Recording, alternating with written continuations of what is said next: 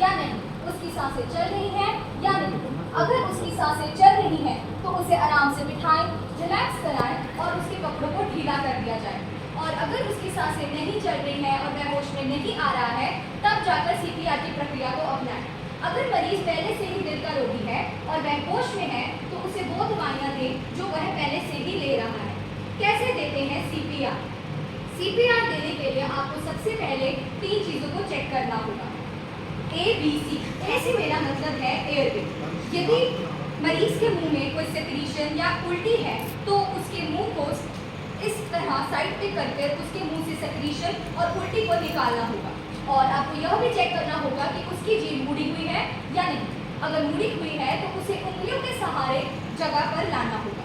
CPR देने के लिए आपको मरीज को बिल्कुल सीधा लेटाना होगा और उसकी स्टर्नम बोन के बीचों बीच अपनी हथेली को रखकर उंगलियों दूसरे हाथ की उंगलियों से लॉक करना होगा।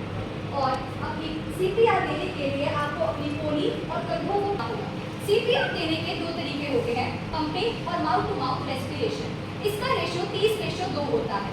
30 बार पंप करने के बाद आपको 2 बार अपने मुंह से मरीज को कृत्रिम सांस देनी होती है।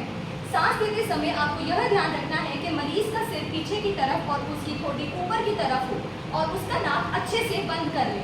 अपने मुंह से मरीज को धीरे धीरे सांस छोड़ें ताकि मरीज के फेफड़ों तक सांस अच्छे से पहुंच सके।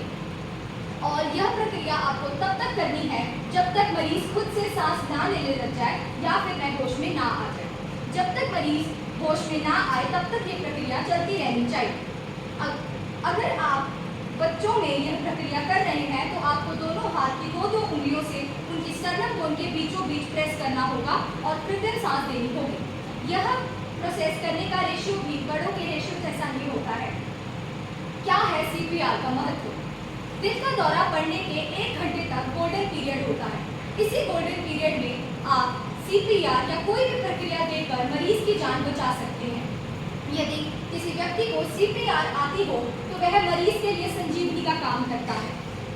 कई बार एम्बुलेंस या मेडिकल सुविधाएं मरीज तक नहीं पहुंच सकती, इसीलिए आपको यह प्रक्रिया अपनानी चाहिए। और यह प्रक्रिया देने के बाद साथ के साथ आप उसे हॉस्पिटल में एडमिट कराएं और डॉक्टर की सुझाई हुई भी दवाइयाँ। धन्यवाद।